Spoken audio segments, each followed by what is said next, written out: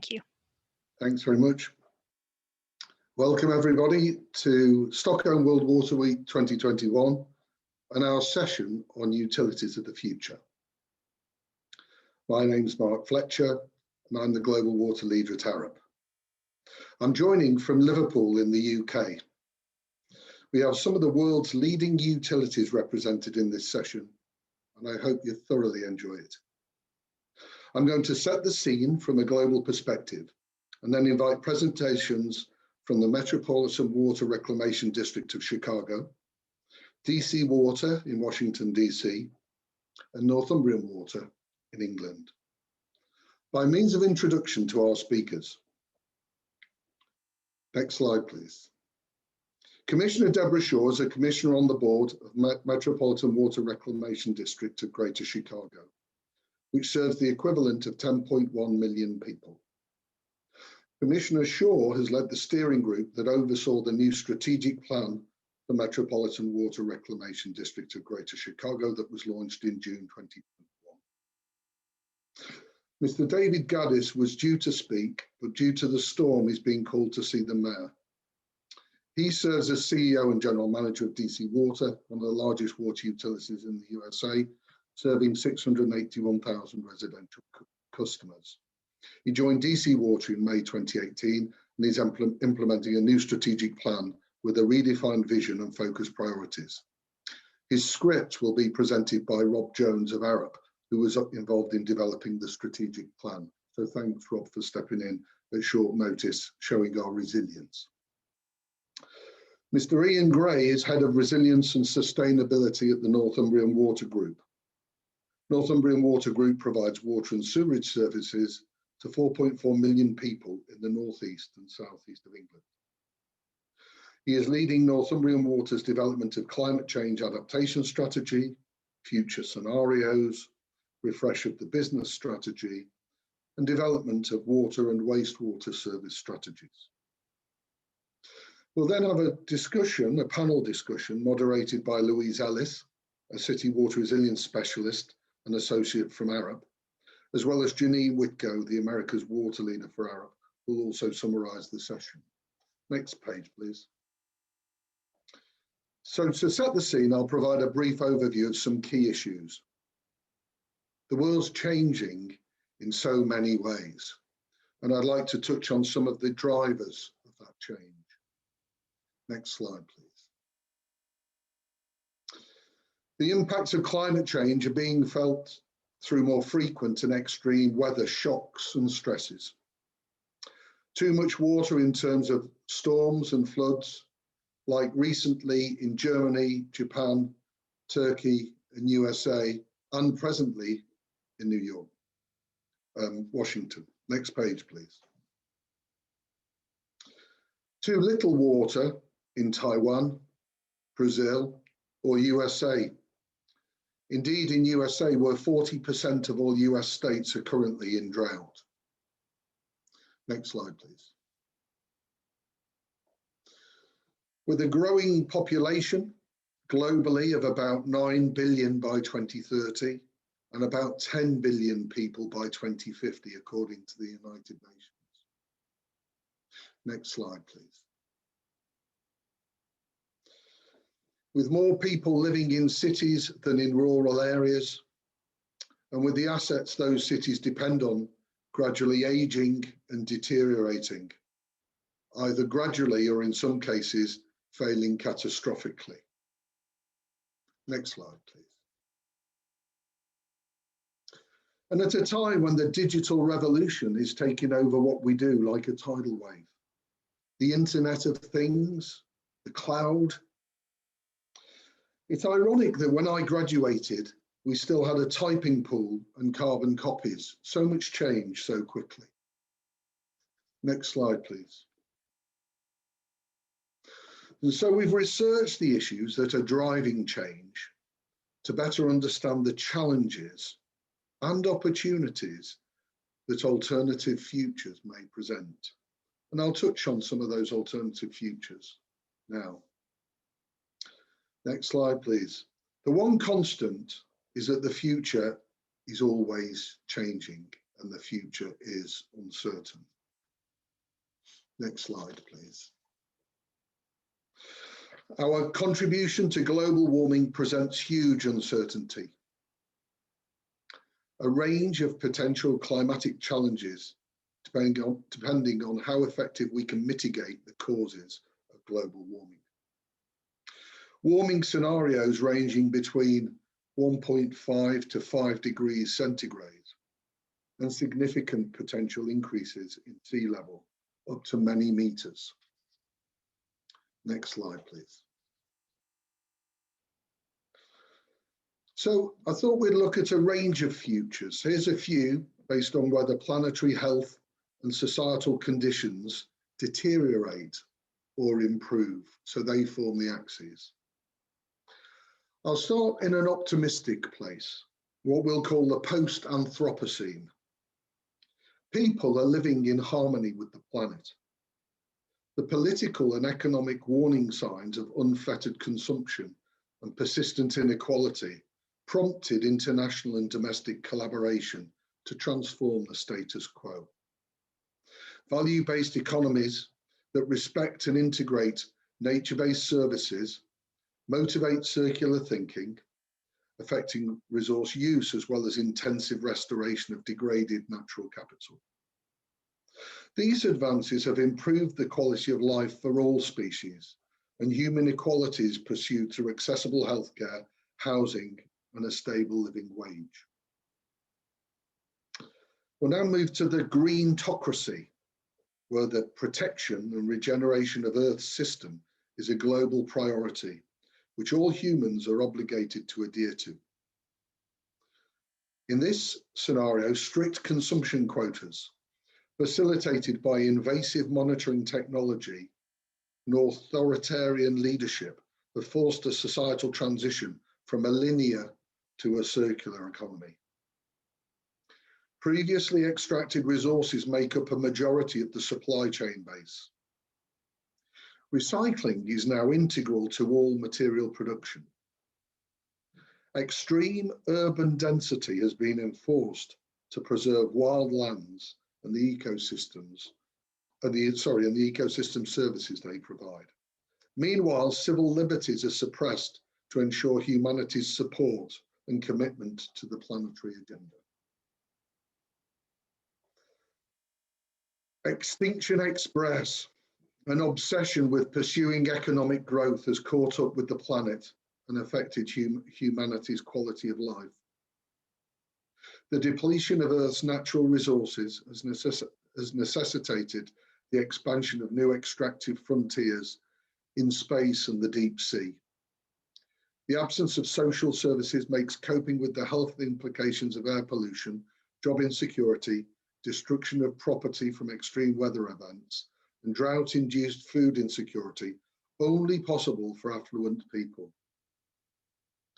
Consequently, domestic and international political stability has broken down, and corporations determine policy. The last scenario is Humans Inc. In the manifestation of our current people-first trajectory, social progress is achieved at the cost of planetary health.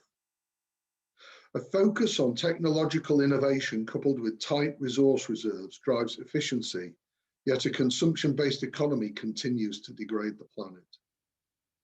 While quality of life has vastly improved for a majority of the population, humanity must adapt to an increasingly inhospitable environment.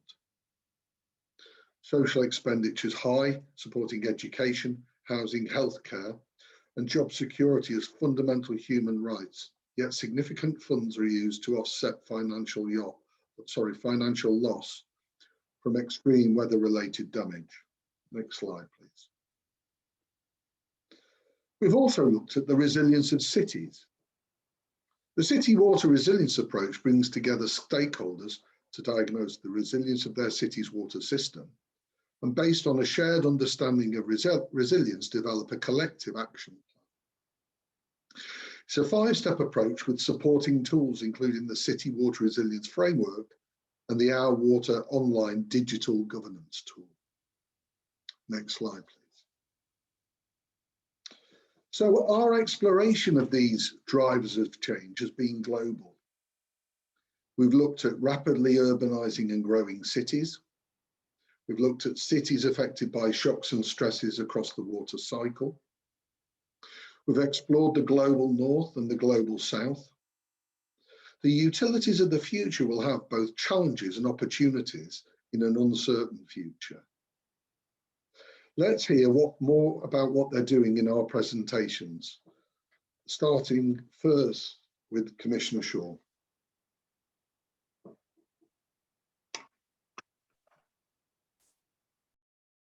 Thank you, Mark, and thank you all for the invitation to be with you today. My name is Deborah Shore. I'm a member of the Board of Commissioners of the Metropolitan Water Reclamation District of Greater Chicago, the agency that provides sewage treatment and stormwater management, not only for the city of Chicago, but for nearly all of the rest of Cook County, Illinois, which includes 129 other municipalities, has a human population of more than 5 million people. And our board is comprised of 9 members elected for 6-year terms at large in the second largest county in the United States for staggered 6-year terms. I now have served on the board for 14 years. And as was noted, I helped to co-chair a recent 5-year strategic planning initiative. Our agency has a budget of more than $1 billion a year, operates 7 wastewater treatment plants, including one considered the world's largest, the Stickney plant. We have just under 2,000 employees, and we expect about a 50% turnover among our employees. We are experiencing that silver tsunami as well in the next decade. Next slide. Beginning roughly a year and a half ago, our agency undertook a refreshment of our 5-year strategic plan. But for the first time in my experience, our Board of Commissioners, whose duties include setting policy and vision for the agency, sought to be involved from day one in the crafting of this new strategic plan. And that was new. We had not been involved in the past. Our executive director and senior staff would craft a plan, present it to the board for review and adoption, but we really were not partners and collaborators in drafting the plan. So this was a new effort, and not only was the board involved, but we had an enormous amount of outreach to a variety of stakeholders, to our own employees and to the general public. And this resulted in a 5-year plan that our board adopted in June that sets 5 strategic goals. And I'll share those in definition with you a little bit. So resource management, we sought to maintain a high level of performance on the district's core mission of protecting the public health and area waterways while pursuing opportunities to recover, reuse, and monetize resources. Stormwater management, we sought to continue to mitigate flooding across Cook County, Illinois, through a proactive, equitable stormwater management program, including implementation of gray and green infrastructure, enforcement of a watershed management ordinance, and acquisition of flood-prone property. The strategic goal of workforce excellence seeks to invest in the future by investing in the district's employees, continuing to recruit, develop, and retain best-in-class employees as the foundation of our agency's ongoing success. Community engagement, to engage with community stakeholders to position the Water Reclamation District as a critical community asset, and to ensure that the district is a responsive neighbor and inclusive business partner. And finally, enterprise resilience, to ensure ongoing, reliable, and cost-effective services by planning for climate change and other man-made and natural events, improving and streamlining internal operations, and maintaining a strong financial position. Next slide. One of the challenges that became apparent during our effort to draft this plan is the fruitful tension, as I would put it, between governance, where I sit, kind of on the balcony as an elected board. We are not involved in day-to-day operations, and those of the staff and executive director who need to make sure that we're meeting our permit obligations, have fuel in the tank, and are continuing to provide the wastewater treatment and stormwater management services that we're mandated to do. But somebody needs to be looking down the track and saying, what lies ahead? What do we need to be thinking about? What is the future that we're planning for? And that's where the board's involvement was critical, and the outreach to many of our stakeholders. Next slide, please. So for instance, the differences between the plan that we just crafted and prior plans were, as I mentioned, in the past, our executive director and senior staff would draft a strategic business plan, present it to the board for review and adoption. This time, not only was senior staff and district employees involved, but ARUP assisted our agency in facilitating a number of stakeholder workshops. We had a public-facing survey and an anonymous survey for employees, which more than 500 responded to, and a web-based public survey for people to engage with. And so we had many responses, and it was quite interesting. I want to share just a handful with you. From the public survey about community engagement, one of the answers was, the district has become less secretive, more publicly open and transparent. The website is improving so that information can actually be found more easily, such as watershed-based plans, programs, and meetings.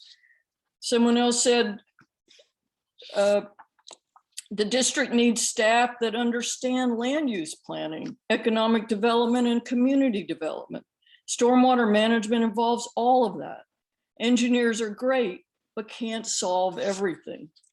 And another said, how would the community know how the district is performing? What's the cadence of sharing goals, benchmarks, data, and strategy? In other words, and that's just a handful of responses, but people in the community, and I suspect this happens widely, want more engagement with the agencies that serve them. Interestingly, among the responses that our employees provided, they ranked community engagement as the least important priority for our strategic plan.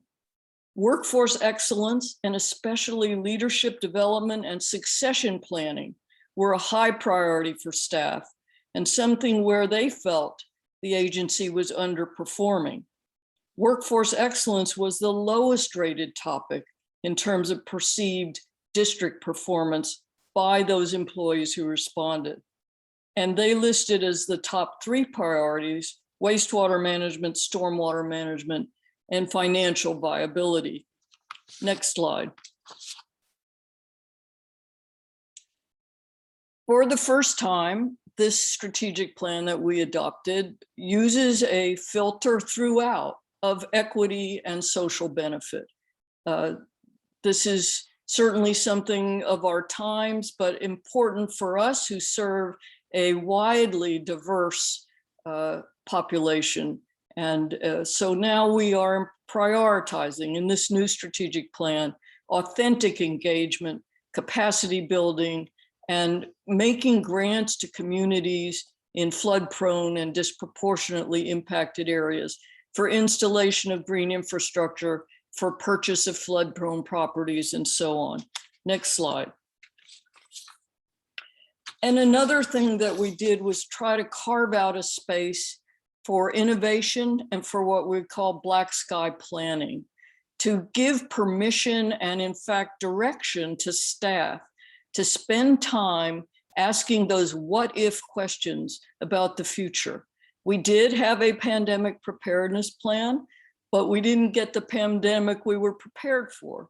So we need to be asking those what if questions about climate in-migration to our region, perhaps climate exodus from our region, about cyber events, and all kinds of things that we need to give ourselves time and space to think about. And I'm glad to say this strategic plan does that. I think that's it for now, and I look forward to questions you may have later. Thank you. Thank you. And so I'm going to ask Rob Jones if, Rob, if you could now present Mr. Gaddis's presentation. Thank you very much for stepping in.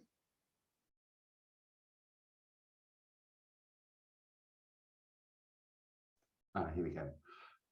Good afternoon, good evening, wherever you are in the world. And thanks, Mark, for including me in this.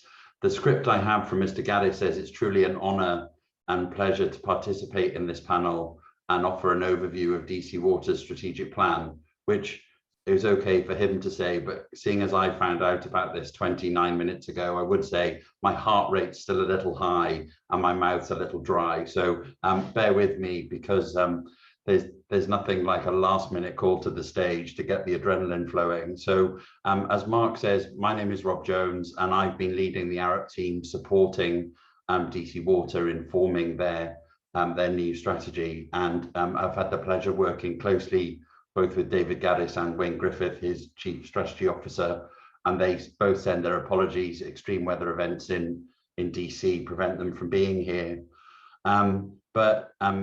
Like many, DC Water were in a position of having to think to the future. And although it had only been 3 years since their previous plan, which was called the Blueprint, there was a lot changing at DC Water across the water sector, and it was felt they needed a plan reflective of not just their current operating environment, but the changing environment. Over the last several years, as Deborah mentioned, water utilities have faced a host of new and growing challenges, such as the aging infrastructure, cybersecurity risks, accelerating climate change, affordability of rates, and delivering equitable water and wastewater services to underserved communities. And so to formulate a plan to address these challenges, the authority decided to cast a wide net. You'll notice another consistent theme here. So engaging not just the executive team and the board of directors, but customers, employees, elected officials, the business community, faith-based organizations, and the authority stakeholder alliance to ensure that a rounded perspective was taken into account. At the end of the stakeholder collaboration, 5 organizational imperatives emerged, and I'll provide enough of an overview to each one to give you a sense of the scope, nature, and intention. So the 5, if we can move on to the next slide, the 5 are healthy, safe and well, reliable, resilient, sustainable and equitable. So I'll go through each of them in turn and just give you a quick overview. So the first of the imperatives is healthy, safe and well. And that starts with delivering world-class healthy water services to the community, but also extends to replacing lead lines through the lead-free DC program and to our Clean Rivers program, which is improving the quality of the Anacostia watershed and will reduce combined overflows into the rivers by 96% in the next 10 years. For frontline staff, they routinely work around potential hazards, often in confined spaces or in public areas. So for them, safety is a significant part of this imperative. And above all, we want to send every employee home healthy, safe and well at the end of their shift, and nothing is more important.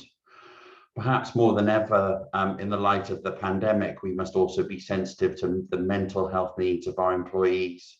We need to make sure that employees feel secure and fulfilled in their work and have the tools and resources to adapt to whatever the new normal. So healthy, safe and well, the first of the imperatives, brings all of those things together.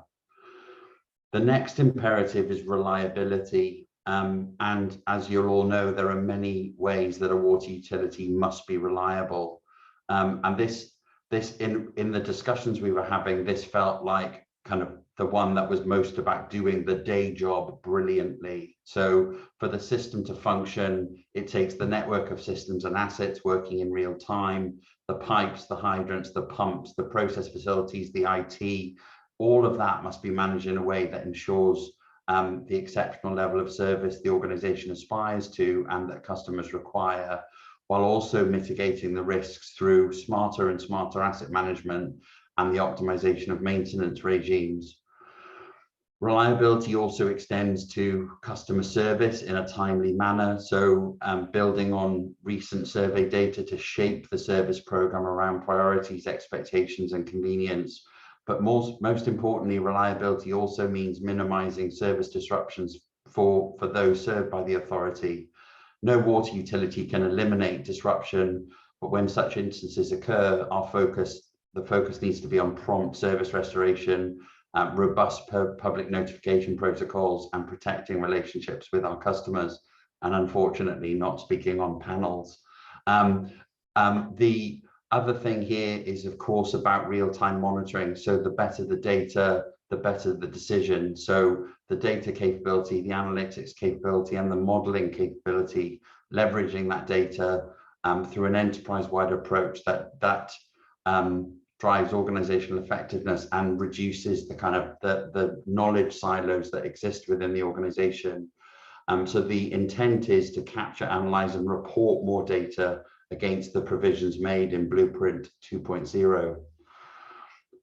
The next imperative emphasizes reliability and it adds resilience to that. So the authority must be adaptable to shocks and stresses to the system, including climate change, as has already been referenced, cybersecurity, and as we're experiencing in the last couple of days, extreme weather.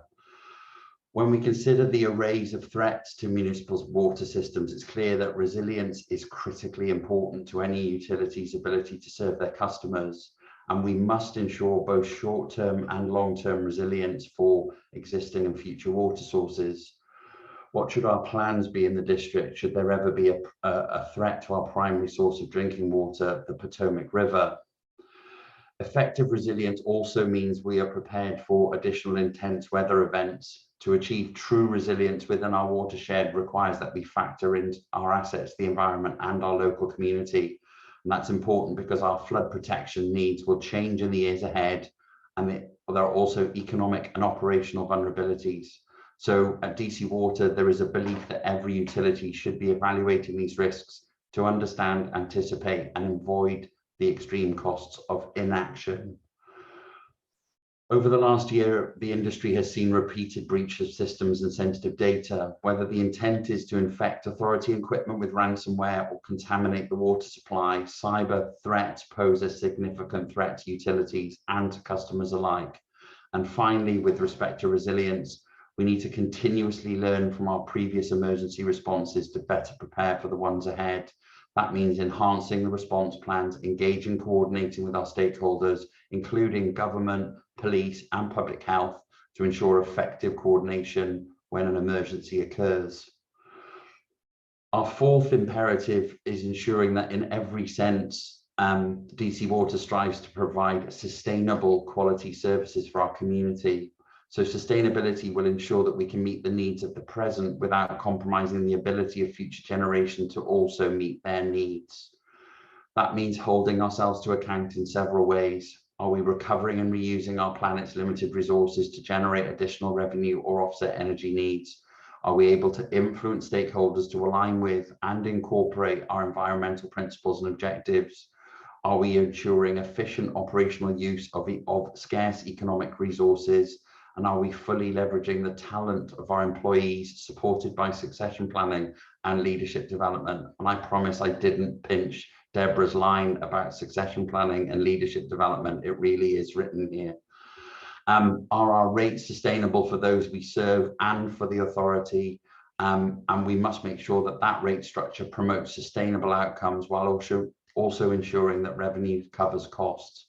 And are we identifying alternative sources of funding to finance critical capital investments? The final imperative of Blueprint 2.0 is that DC Water strives to be an equitable organisation. As I said at the outset, one of the very first things we did in the development of the Blueprint 2.0 was cast a wide net. This is such an important step because you can't have true water equity when community voices are left unheard in the process. Water equity is so much more than clean drinking water and reliable, effective wastewater services.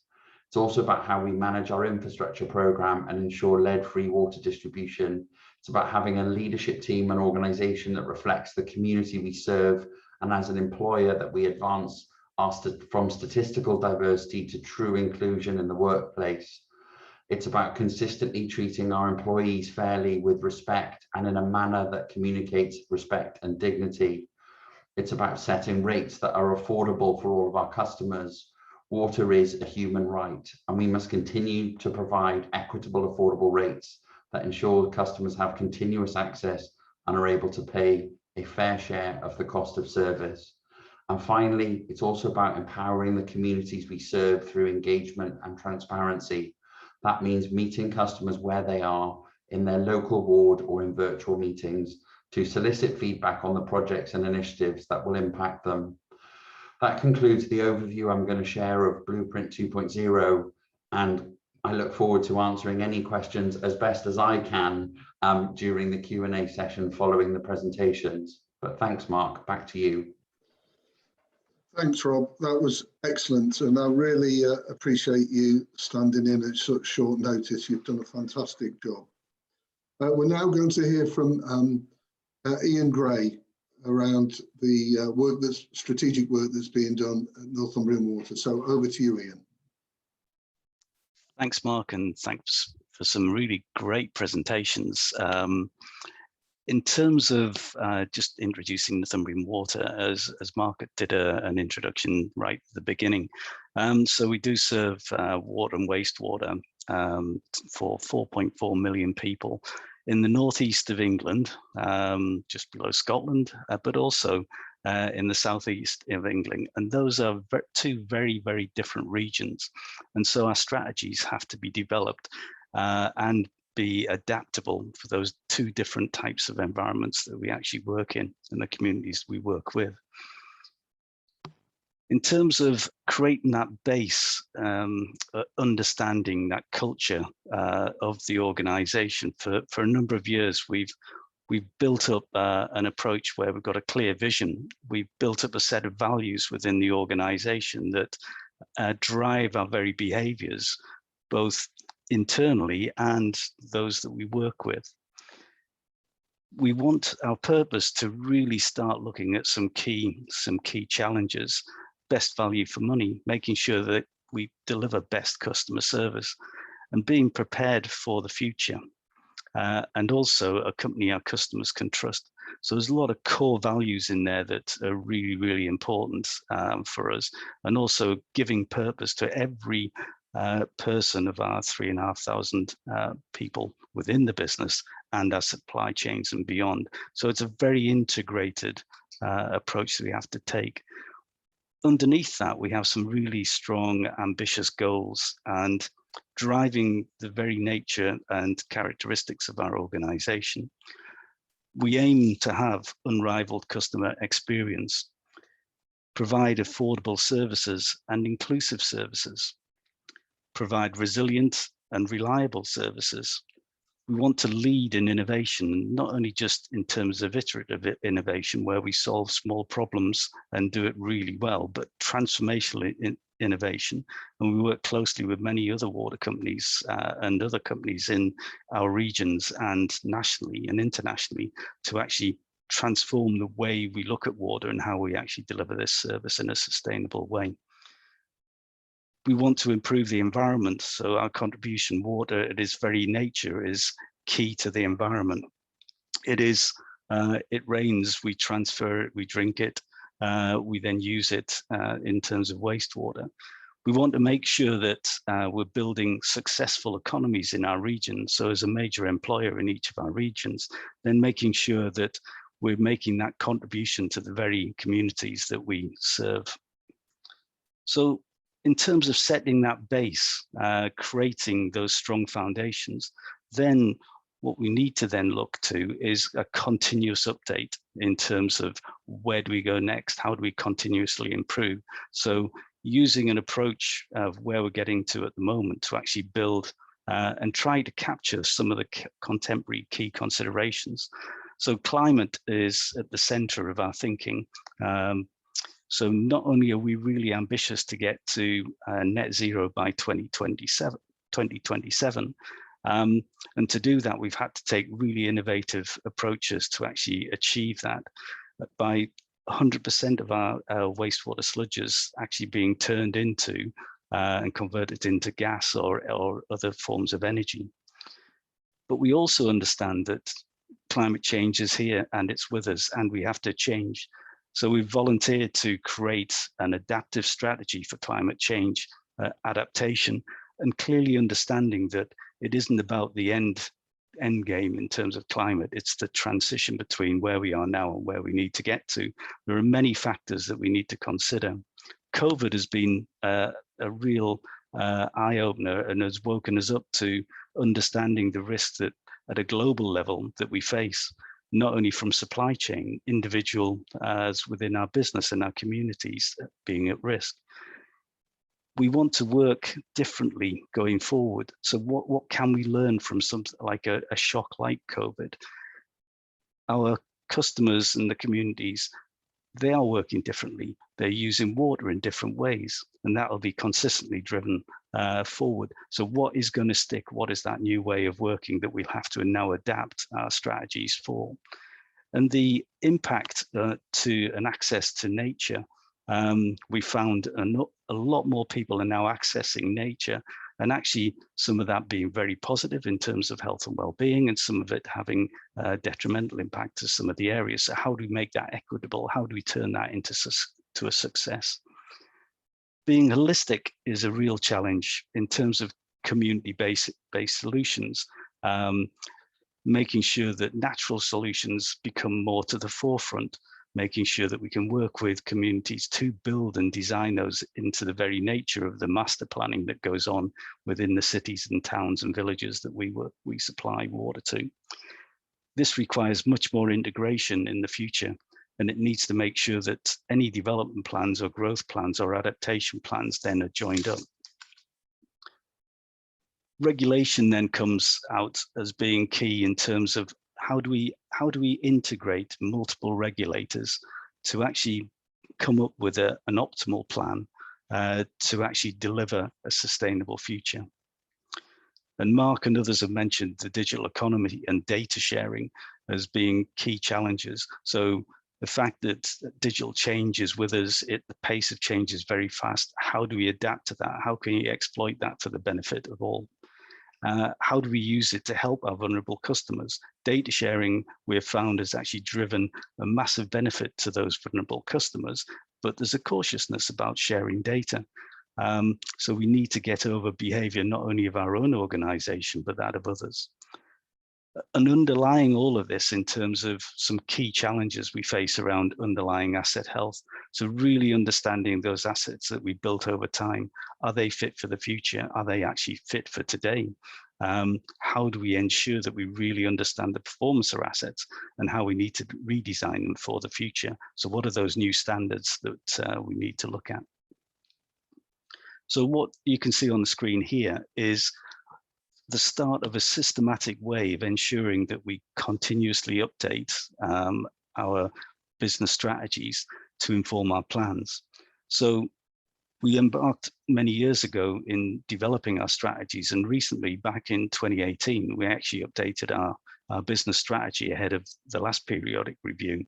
And we intend to actually adapt our strategy and modify it going into the next periodic review, the PR24, that is due in 2024. So what I've explained there earlier is around some contemporary challenges that we face, but how do you make those and how do you get them into a strategy and think about longer term challenges that are around? So Mark discussed about possible futures and plausible futures. How do you develop a set of futures that are adequate enough to give you the variance that you might face as an organization and the communities that you work with? And how do you then get enough data to support the decision-making processes to look at the critical certainties and critical uncertainties where that you need to then design your strategies around, so that you can actually create adaptive strategies and adaptive plans. So working through that allows us to shape our strategies into the future, and also working in close collaboration with our stakeholders and customers to ensure that we co-create our strategy so the level of ambition is clear for all and agreed with all, making sure that that then is translating not just as a strategy that can sit on a shelf, but a strategy then becomes a living strategy that could be built into our very service delivery strategies to enable us to really understand at an asset level how we actually need to manage and adapt our asset, our people, our processes and systems. So from that, we can build a systematic approach to actually ensuring that we don't do all of this work and then it doesn't then become a living approach to how we manage our business. So we've taken a way of working which runs through horizon scanning to future scenarios, embedding that in long-term business strategies, driving that through to the service strategies, and then looking at building PR24, the next 5-year plan from 2025 to 2030, as a building block, a stepping stone towards a 2050 future, but knowing that it would be adaptive. Then we continuously monitor change through our horizon scanning. What is going to change? What are the trigger points that we need to adapt our strategies from and our plans from? Now, the big challenge here is to make it equitable, making sure that what we can describe is, and evidence, is a clear strategy that's built on fact, but also developing the way people think about building strategies, enabling decisions to be made rather based on risk, individual risk, starting to look at resilience as a number of risks that come together, looking at multiple risks and designing an optimal strategy to be able to deliver that into the future, enabled through government policies, enabled through good economic regulation, and delivered effectively through the water company, through Northumbrian Water, and closely working with communities and other stakeholders to ensure that the opportunities we've actually got through natural solutions can be delivered. So my main call for action from Northumbrian Water is being really ambitious for our future generations. Tomorrow will not be the same as today, and we need to plan for it. Thank you.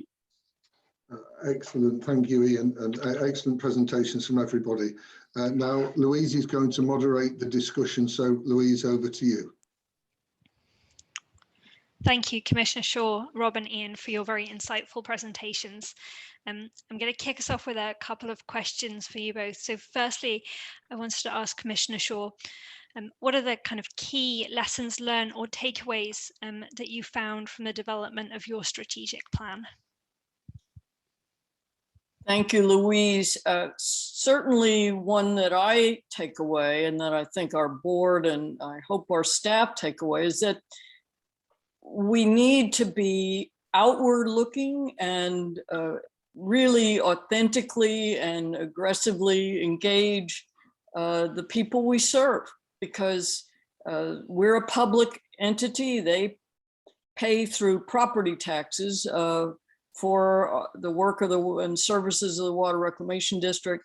They're interested and they want to know and deserve to know. So it's having a much more robust and genuine listening tour, and that continues throughout, not just every 5 years. So how to do that, and then how to infuse the goals and vision throughout our agency from top to bottom and bottom to top, and make those performance measures wedded to advancing the strategic goals. Thank you, Commissioner Shore. And Rob, if I could ask you a follow-up question. I think during your presentation, or Mr. Gaddis's presentation, you reflected some similarities in the lessons learned with the Chicago plan, as well as some things which are potentially different. And so I'm interested from your perspective what you think some of the kind of key lessons learned were for DC Water in the development of their strategic plan.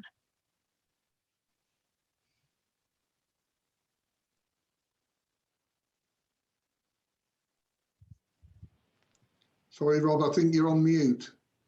Apologies.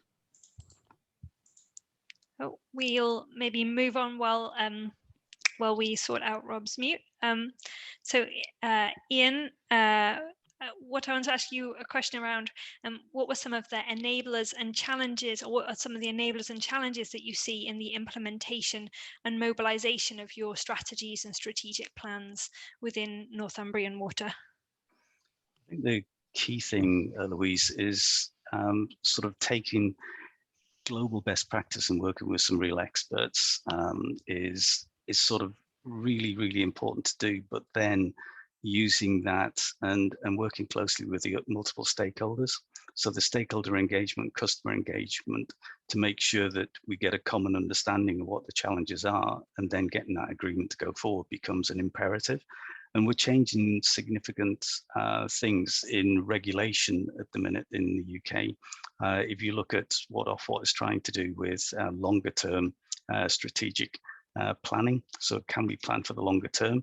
Can you regulate for the longer term? Can you regulate for uncertainty? Can you make sure that the decisions that you actually make are the right decisions, and they're not going to be stranded decisions of investment then wastes customers' money? So there's a lot of things to line up to look at the longer term. It's very easy to do a mechanistic plan that sort of answers the questions and says how much, but to actually design something that's sustainable and resilient to future shocks and stresses, and then be able to gain a common agreement, a common way of explaining that through the regulatory framework, that is something that is going to be a big challenge going into this next periodic review. Thank you, Iain. Rob, I see you've come off mute there. I will maybe whoever ask the you. Host, whoever the host is has decided I'm allowed to speak. I think I don't think we need to. The engagement point I think has been thoroughly landed. For me, there's if you look at a classic strategic management process, it talks about understanding the external environment. And for me, what we got from Mr. Gaddis and his colleagues was a real challenge around that external environment. So not just picking what was easy or what was clean or what was kind of that you could box off, but really challenging us and inviting us to challenge them in how we reflected the external environment. So we started with the city water resilience approach that Mark showed earlier, but also the UN SDGs, and some of the conversations with board colleagues, with exec team, with frontline colleagues and people throughout the business was around the SDGs and how, and it was interesting, everyone of course flocks for goal 6, which is the water goal, and broadening that out to kind of gender balance and education and effective manufacturing and systemization of work. So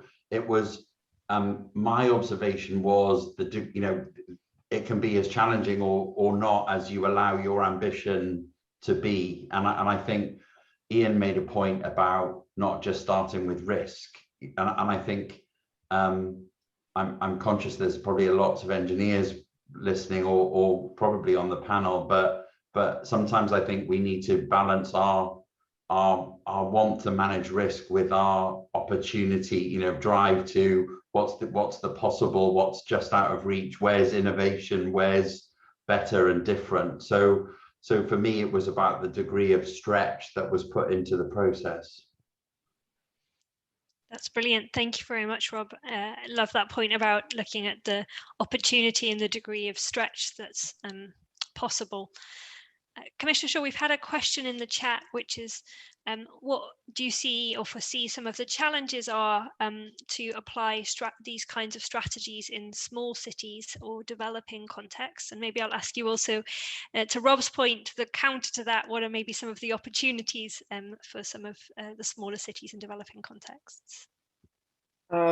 Thank you, Louise. So challenges, of course, are funding, and I think the models from the past of large centralized wastewater treatment facilities may not be the way to go, but much more a distributed network, certainly with respect to stormwater capture and resilience in the stormwater arena, neighborhood systems and so forth.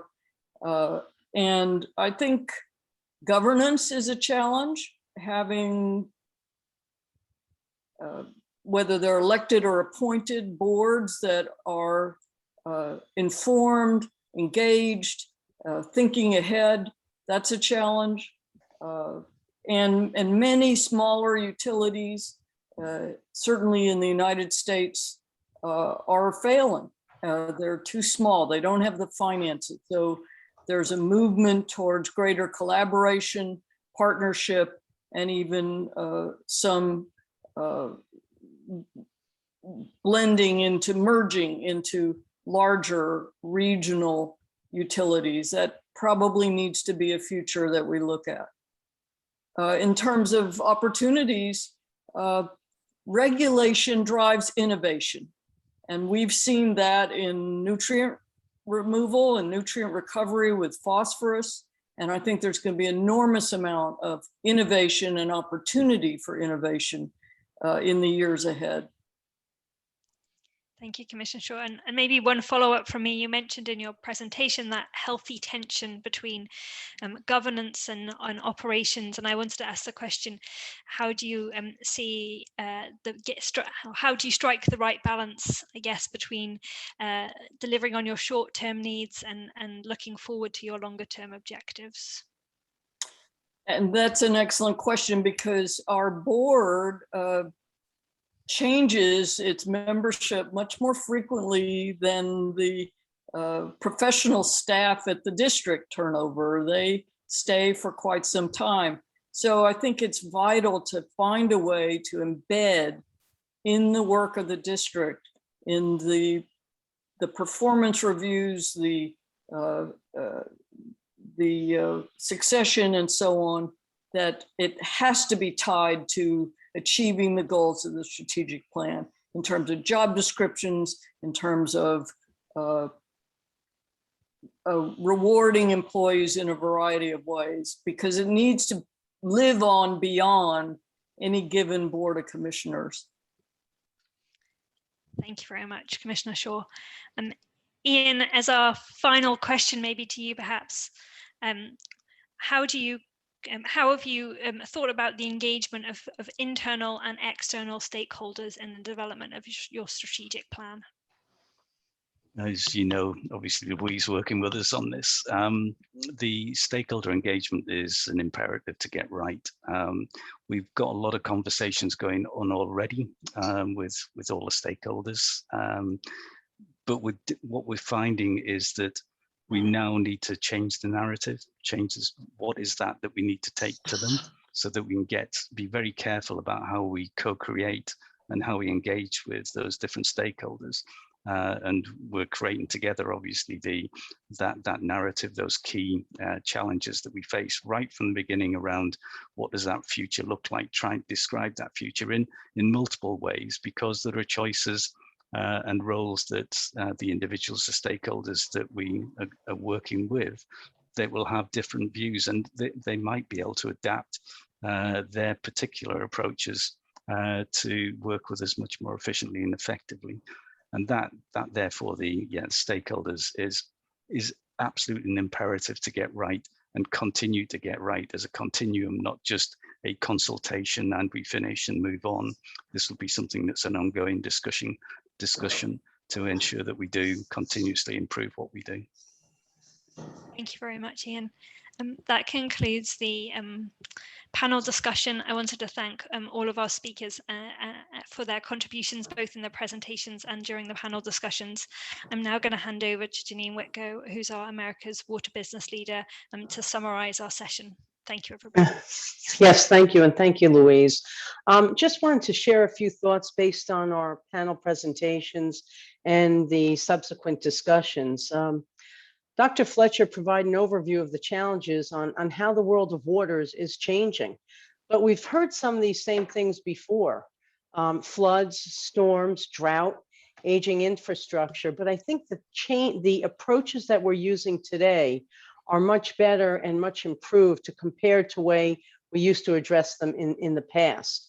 A lot of this has started with the City Water Resilience Framework that's been applied really throughout the world in various communities. But the challenges will continue, and there's a lot of uncertainty here. A lot of uncertainty in the pandemic showed us that really in many ways. And I think I'm proud to say that being part of the water industry really did quite well. There were a lot of challenges, but really we continue to provide what was needed for our communities. I applaud all the leaders today for participating, but really more importantly for providing the leadership and the vision to get the strategic plans together. So there was, it's quite interesting. We have 3 different communities that in many regards are very different, but there are many common elements. They're all large systems overall, Chicago, DC, Northumbrian. They're a combination of urban and suburban communities. There's also variable demographics here, variable in terms of income, ethnicity, education. So there are a lot of different challenges that everybody's been dealing with. But all of you provided the leadership to put a strategic plan forward. And one common theme that I've also seen here is collaboration. And that's much different than the way things were approached 10 years ago. And it really provides us with a better, more sustainable and resilient and future for really all of our systems. We've collaborated like we've never had before, and we've seen this in all 3 of the strategic plans, both with internal collaboration stakeholders, but also external. And that's important because there's a lot of benefits that can be realized and gains for engaging with the community. I think Commissioner Shore, you said that really engaging in a meaningful way. And that is so important, really listening to what our community members have to say and really understanding then how we can come up with a better plan for the future. So all of you recognize the need and value of social benefit associated with what you do provide. Resilience was also a very common theme, but it's not only the physical assets, it's also the communities and the financial assets. But what we've come around to in terms of really resilience is also circular economy, reusing, resource recovery, et cetera, to really address the broader perspectives. So that's very important. And I've seen that common element throughout all of the strategic plans that you've put forward and that you've talked with us about today. So thank you really for your leadership. And we would encourage all of you that have participated at this meeting today, at this presentation, feel free to reach out because that's what is so important is reaching out, talking to other members of the community, and really learning from everybody to make that better plan for the future. So with that, we'll conclude our session. Thank you. Thanks everybody for your efforts. That was excellent. And I hope everybody's enjoyed it and enjoys the rest of Stockholm World Water Week. Thank you.